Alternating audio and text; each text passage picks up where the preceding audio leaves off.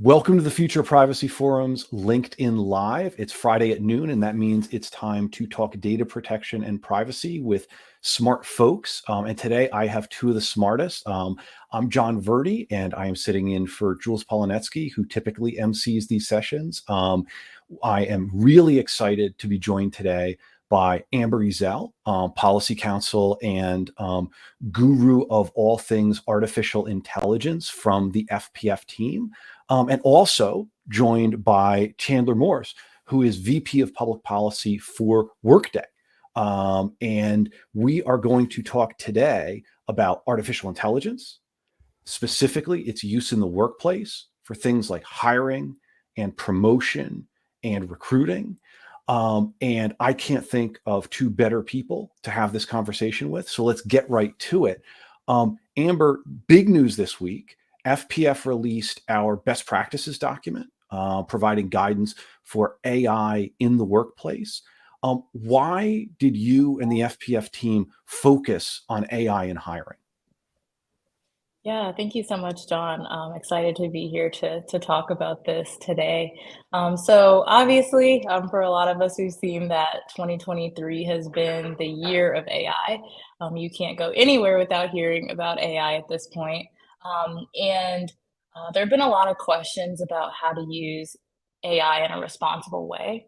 And so we're seeing that AI is being used in a variety of tasks, like improving like products and customer service experience, generating content, because we hear a lot of conversations about generative AI right now. But the reason why we wanted to focus on AI and hiring specifically is because employment is one of those applications that matters the most in people's everyday lives. And just speaking statistics briefly, recent studies show that upwards of about 70% of employers are using AI in the hiring process. And so almost everybody is impacted by this in some way. And so, because employment is one of those things that directly impacts someone's socioeconomic status, it's important to get it right when it comes to the use of AI tools in the hiring process. And so, because of these consequential impacts in, for example, recruitment or hiring, promotion, termination, it's important that these tools are used in an effective and a fair way, and that it's fit for that particular purpose. And so, with these best practices, we really hope to provide guidance for organizations that are developing and deploying AI tools for employment, and really providing direction in terms of non-discrimination, responsible AI governance, transparency, security, and privacy, just to name a few. So I'm excited to get a chance to finally be able to share these best practices with everybody and to chat today more about them. Me too. Tremendous work by you and by the team. The document provides excellent guidance on a range of issues. What are some of the key recommendations? Yeah, so I guess just to level set for those that may not have gotten a chance to look at the document yet, it's broken down into 6 sections. So non-discrimination, responsible AI governance, transparency, data security and privacy, human oversight, and alternative review procedures. And so FPS best practices really look at these key issues. And I think the most key recommendations have to do with bias and mitigating potential discrimination, as well as safeguarding personal data, and even clarifying the developer deployer distinction. And so, with that, some of the key recommendations are that AI tools should be assessed for bias. First and foremost, and shouldn't be used in a way that harmfully discriminates against job applicants. And even beyond, what's required by law, organizations that are using these tools should also be implementing anti-discrimination protections that go beyond what's just legally required. That's what makes them best practices, right? And so, to mitigate this risk, also, AI tools should be designed and operated with informed human oversight and engagement.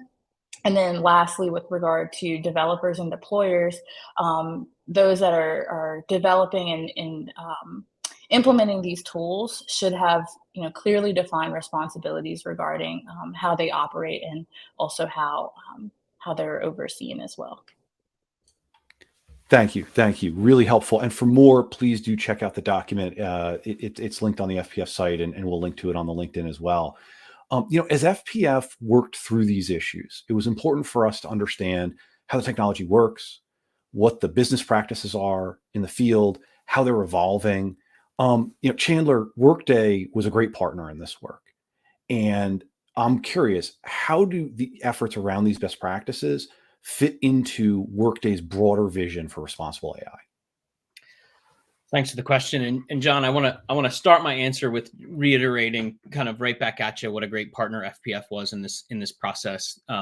These are by their very nature sometimes a little bit sticky issues to wrap your arms around, and we found FPF just so well suited to be kind of the convener to get our arms around what the HRAI best practices that are going on in the landscape are, to produce a really important document in terms of our broader vision. So in terms of our own practices, these HRAI best practices, they mirror our approach. So Workday launched our ethical AI efforts in 2019, putting out a set of principles, and then we've operationalized those principles with a responsible AI program that has leadership commitment. We have a responsible AI advisory board on which I sit, but more importantly, on which our general counsel sits, our chief integrity officer, our chief technology officer that tries to drive the decision making around how we're going to show up in the responsible AI landscape. We also have a dedicated team. Our team happens to be run by our head of responsible AI, who's a former EEOC scientist. And also reports to that chief integrity officer I mentioned to give that team a level of independence. We also have cross company support with RAI champions who provide expertise and SMEs to really flesh out the issues. And we've put together guidance and review processes, including a risk evaluation tool that drives, some of those things that Amber was mentioning, the testing, the mitigation bias, the mitigation approach. So that's sort of how we're handling it internally. In terms of the broader view, beyond that, Workday, we're all in on the ability for AI to unlock human potential. But that's going to require trust to really see those benefits at scale. So our broader mission when it comes to responsible AI is to raise the water level on the trust conversation so that we can really see the benefits of AI in the workplace shine. People aren't going to use the technology they don't trust. And so, as Amber mentioned, 70%, that number just keeps going up every time I hear it. And every time there's new research, these technologies are being implemented in the workplace. And as new entrants into that field show up, we don't want them to have to start from scratch. We want to be able to say, look, here's some consensus HRAI best practices, tried and true. People are using them so that we can see a trust dividend much faster than if these weren't in existence. So that is really important when we think about not starting from scratch. There's been great work done in this field. The National Institute for Standards and Technology has done great work. Other folks have done great work, both in AI accountability broadly and also specifically around some of these high stakes decisions. When you look at the best practices that we published this week, are there particular aspects of that you think are important for organizations that use this tech to understand and to act on? I'll answer that two ways, or I'll give you two examples. So one, the differentiation of the specific roles for developers and deployers, I think this document has the most mature description of that of anything we've seen. It's not a new concept. We've seen similar approaches to technology regulation that differentiate the roles. GDPR with controller processor is probably the one most top of mind. And so there's been some confusion in the regulatory landscape around who can do what from the regulator perspective. And so we really feel like this captures kind of a really nice snapshot of how those roles should be articulated and who should bear what responsibility. For me, I always go back to human in the loop. I come to this from a government relations and a policy development, and so we often have to get over the hurdle of Skynet is going to become sentient. We're going to see Terminator robots, and everything's going to get taken over by these automatic AI systems that are going to make all these decisions.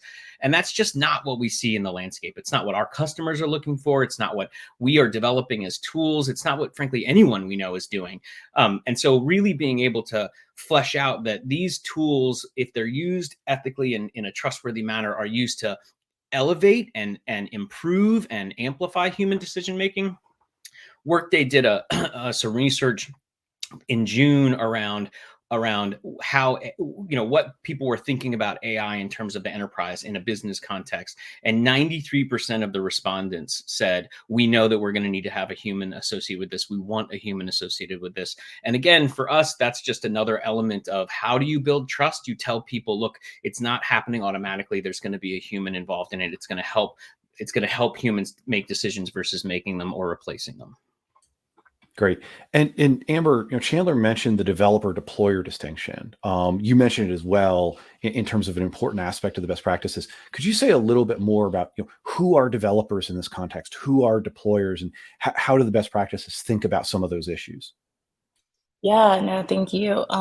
And I just want to kind of echo what Chandler said first about, the trust piece, because I think that one of the things that really reduces trust in terms of AI specifically is that people don't really understand how it works. And so, that kind of plays into one of the key aspects of these recommendations as well about transparency. And so, as mentioned, because this is such a high risk use of AI, it's important that people understand when they're being assessed or evaluated by these AI tools. And so, developers, those that are actually like training these technologies and are making sure that they're tested, that they're being clear about how these tools are being trained, and also some of the limitations as well. Because, like Chandler mentioned, these tools, it's still necessary to have some level of human oversight, and so. It's really important to understand that as these tools are being developed, is not meant to be a substitute for humans, but really to facilitate and make it easier to identify, recruit, promote, and even terminate in some cases, make it easier. And so both developers and deployers play a critical role in this, and deployers are really really critical in this conversation as well because they can explain how the tools are actually being used and how they fit into the larger decision making process. Because job candidates. Those that are being recruited, employees are being evaluated by these tools at an unprecedented rate. And so it really takes those that are involved in the actual development process and those that are actually using these tools to be able to explain exactly how are these being used, um, what um, what factors are taken into account. Are there actually humans being involved in this process, or is my fate at the hands of this technology? So I think that it's really important to highlight that as well. Yeah, couldn't agree more. And one of the things that jumped out to me when you talk about trust in the space, in the best practices, there's a discussion about not secretly using AI to make consequential decisions about employment. And it jumped out to me because there's a lot of discussion today about all different sorts of uses for machine learning and artificial intelligence. And there are some circumstances, I think about autocorrect suggestions on my mobile phone, for example, where I'm not particularly worried about whether or not that's being driven by machine learning or some other sort of algorithm. But when it comes to really important decisions about hiring, important decisions about promotion, compensation, things like that, the idea that there is transparency rather than secrecy around those sorts of uses jumped out at me and really resonated with me. So that was a part of the document that was top of mind for me. Amber, we worked with Workday, we worked with other leading companies on these best practices. We talked with folks in civil society. We talked with folks at the government. Is there anything surprising that jumped out at you that you either learned or you encountered as we worked through this process and worked through these hard issues? Yeah, yeah, no, thanks, John. So I think that really is one of the strengths of this document, that it really was a collaborative approach. And it's very rare that you see industry coming together with civil society and government to really resolve and really ponder over these really important questions. And so, I think that was one of the strengths of this document, and actually something that surprised me as we were getting feedback from civil society and government, because even though everybody's coming at this question from different angles, everybody performs different functions in this space. Even the industry folks that we worked on these best practices with, everybody has their different segment in the space, but I was really surprised at like the consensus building around even what self-regulation looks like, as folks are waiting for regulators to kind of address some of these issues, but really that everybody is really unified in terms of wanting to do this right. And yeah, I think that was one of the main things for me, was that even though everybody has different perspectives and these are really large questions, everybody's determined to not necessarily sit back and wait for there to be regulation, but really take charge and figure out how we can do this in the smartest and most responsible way.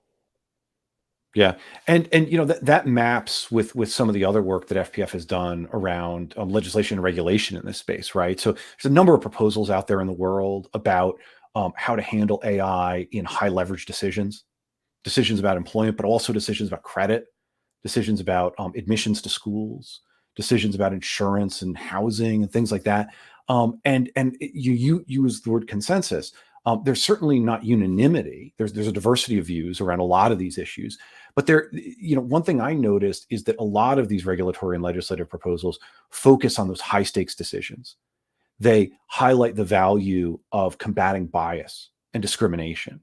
And some of the, they highlight the value of transparency, and some of those consensus principles do cut across sectors. So Chandler, Amber mentioned FPF got input from civil society folks, from government folks. They were very kind and generous with their time to help us better understand the issues and the risks and the potential harms here and the concerns and their priorities. What is something that you would love advocates and regulators to know as they're thinking through these difficult issues in the hiring and AI space?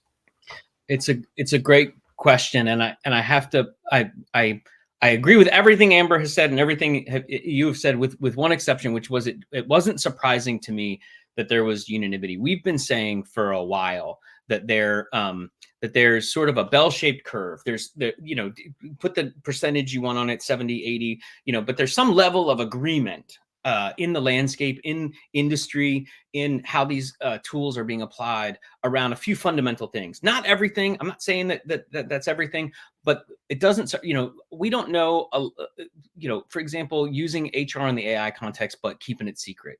I think there's pretty wide consensus, as we found in the elevating of this document, that, everyone thinks that's a bad idea. People should be told, they should have it explained, they should know how it's working. So, my message to regulators, and I'm sure you're seeing the same thing. I've been in around, in Capitol Hill for 20 plus years, and I've never seen the exponential interest among policymakers on an issue like AI. I've never seen it before. But there's coming with it this sort of sense that nobody knows what to do. Oh, it's complicated, it's hard, and nobody knows what to do. And yeah, there's some parts of it we're going to have to figure out, and the technology's moving pretty quickly. But it's not true that we don't know what to do. And if I'm honest, I think the regulatory environment is lagging behind. And I think we are missing the opportunity to really build trust in these technologies by harnessing what's already happening in the landscape. You talked about the focus on consequential decisions. We leaned in hard in 2019 when the EU AI Act started to move to really try to get that risk-based approach dialed in. And I think they've done a good job. I think now, there was a time when we started our advocacy journey when we were having to explain to people like, hey, let's not put as much emphasis on the Netflix next season recommendations as we are on sort of economic opportunities. Let's differentiate that so we can really focus on the things that matter to people's lives. And I think that's happening now. You mentioned the NIST risk management framework. When the EU AI Act was moving, we sort of recognized that if we were going to harmonize between the EU and the US, we were going to have something to harmonize with. And the quickest way to get paint on the canvas was to look at was to have the NIST folks get into doing an AI framework. The cybersecurity framework's well known. They had just finished the privacy framework, and they've done a tremendous job providing a foundational document. It is, however, voluntary. And so the EU AI Act is probably on a 2.5-year burn to implementation. The NIST AI risk management framework is voluntary. And so we've leaned in, at Congress to hopefully we'll see some AI legislation. I'm not wildly optimistic, but we're already seeing the states move. And so we've drafted some model legislation and worked with some partners, and we're really pleased to see, for example, AB 331 introduced in California that really puts some specificity around actually the requirements of what would be required of AI governance, particularly in spaces like HR. And what I view, if that's sort of the pathway that we're helping build to trustworthy AI, EU AI Act risk management framework, the NIST risk management framework as the foundation, bills like AB 331 providing the regulatory requirements, then these best management practices, they're sort of like the last mile. They're like, if that's the path, these are the neighborhood streets on how we actually get these practices implemented. And it's there, it's all there. And a lot of it's happening in the landscape. And we really want to lift that water level of trust. And part of that's by convincing or educating policymakers about what's already happening to build trust. Yeah, totally fair. Totally fair. Let me ask for folks on the LinkedIn Live, if you would like to ask a question, please go ahead and type it in. We'll try to get it posed. I have one more question for Amber, then we'll turn to questions from the group or just continue our conversation here. And we welcome those, and we'll try to get to as many as we can. So, Amber, Chandler talked a little bit about what he sees as the future-leaning trajectory here. What next steps would you like to see now that these FPF best practices are out in the world? Where do we go from here? Yeah, that is a big question. Where do we go from here? I would say that, the first one hopefully is implementation. We've put a lot of time and effort into, crafting these best practices and, making sure that we had a really robust and nuanced understanding of some of these really complex issues. And so, even more than, just these being best practices that are going to, sit online somewhere or that you can look at just one time. We really wanted to create something that was actionable and concrete, because I think a lot of the times, and, as I've talked to different folks in the industry, one of their main frustrations, whenever there's best practices or frameworks, they don't know how to actually implement them. There's no real, concrete steps that they can take. And so one of the things that we wanted to do with these best practices is really give something to organizations that they could take away and implement right away. And so my hope is that organizations will implement these, or at least use them to inform, their development and deployment of AI tools throughout the employment process.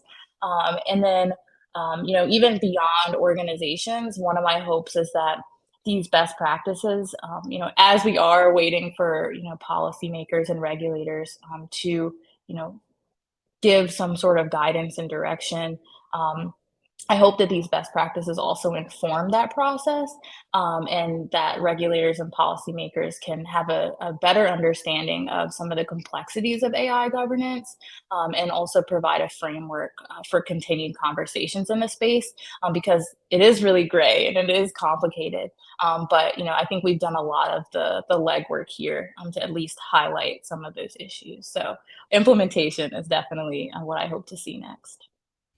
Awesome. Thanks, Amber. And one of the things that I have been heartened by is seeing organizations like Workday, like ADP, like Indeed, like LinkedIn come out and say best practices are needed. These provide practical advice. This is a way to move the ball forward. It is not a replacement for regulation and for other things, but it's something we can do today to improve the decisions, as you say, that are being made in 70% of circumstances, Amber, as you said, and ensure that even though regulators and regulation is essentially running behind, as Chandler said, the developments in tech and business practices, we can make progress today through the best practices framework and the guidance. So I'm really heartened by that.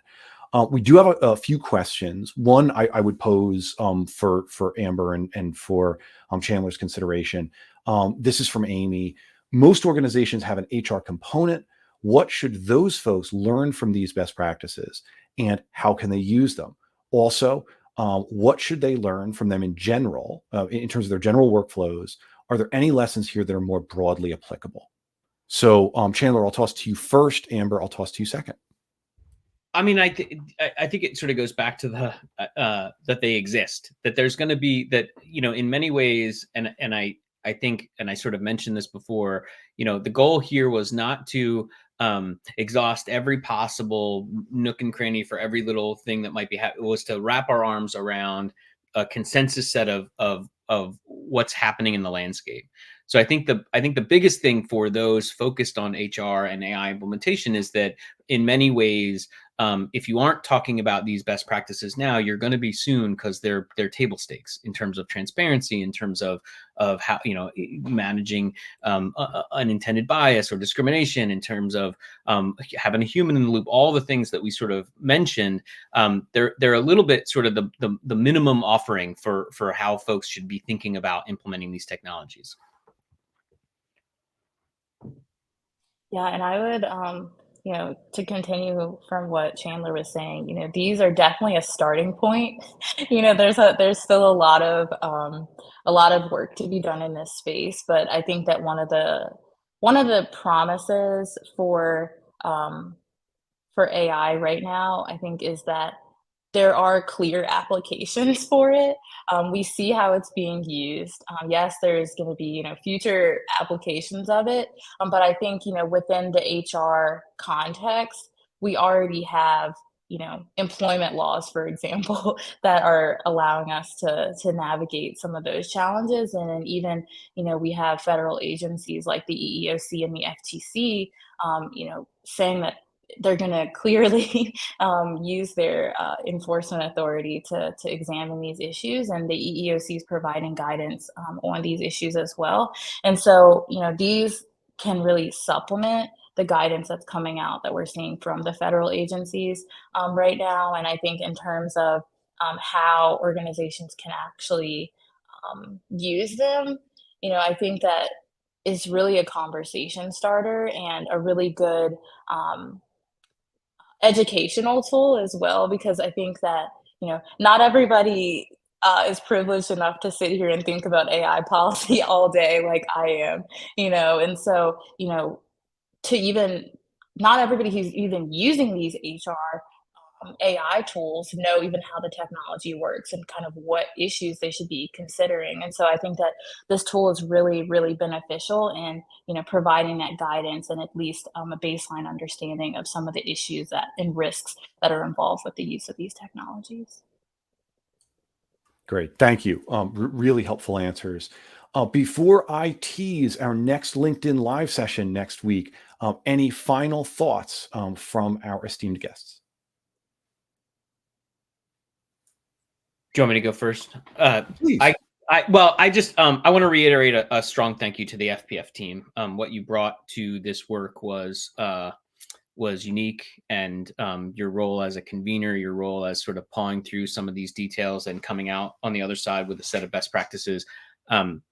Workday, we're really excited about this effort. We really, as I sort of mentioned, are excited about the role it can play in our goal, which our goal is to put, to unlock human potential with these technologies, which we think is great. Amber talked about how they're being used in the workplace, but our goal is also to get meaningful AI safeguards around them so people can trust them. And we think this is an incredibly helpful contribution in making that case and moving that the regulatory conversation forward. So we just really thank you for the partnership. Thank you. Very much appreciated. All credit to Amber and the team. Amber, final thoughts.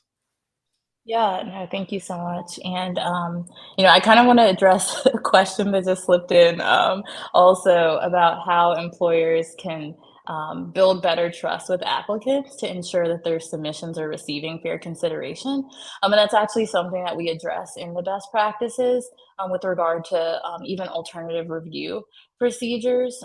So for applicants that, for example, may have disabilities or require accommodations, making sure that those that are implementing these tools give that consideration to applicants. But I think that trust is, really important here because people don't understand how the technology works. And so one of the pieces of the best practices as well is promoting transparency. I think that if folks aren't even sure whether they're being assessed using AI tools in the first place, that really reduces trust in even, their outcomes.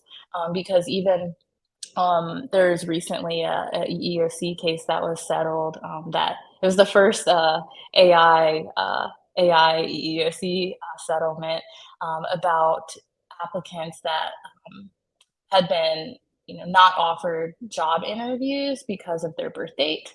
They were over age 40. And so, when you see things like that, and it really reduces trust that if I'm not getting a job interview, is it because AI is discriminating against me or is it because I don't meet the qualifications? And so I think, as far as building that trust is really making sure that applicants are clear whether they're being evaluated using AI tools, and making sure that people can even have trust in the outcomes that they receive. So I think that that's a really important piece. And I really hope that everybody dives into these best practices because we do have more about transparency and building trust in there as well.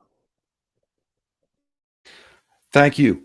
Big thanks to Chandler. Big thanks to Amber. Thank you for your hard work and partnership on the document and for joining us and for the wise counsel today. For folks who enjoyed this, you will definitely enjoy our next FPF LinkedIn Live. This is set for 7 p.m. Eastern Time on September 28th. That's 9 a.m. in New South Wales on September 29th. No, we did not invent a time machine. The international dateline is a real thing. And that timing is because the next privacy chat is keeping up with Australia. Turns out that Australia's privacy landscape has become increasingly active. A substantial reform of the Privacy Act is in the books. Significant enforcement cases are happening more often, and the online safety debate is as lively as ever. So please do join FPF CEO Jules Polonetsky, FPF Senior Global Fellow and Principal at Salinger Privacy, Anna Johnston, as they discuss developments in Australian privacy. That's 7 p.m. Eastern, September 28th, 9 a.m. in New South Wales on the 29th. Thank you so much to Chandler. Thank you so much to Amber, and we will talk to you next week. Thank you for having me. Really enjoyed being here.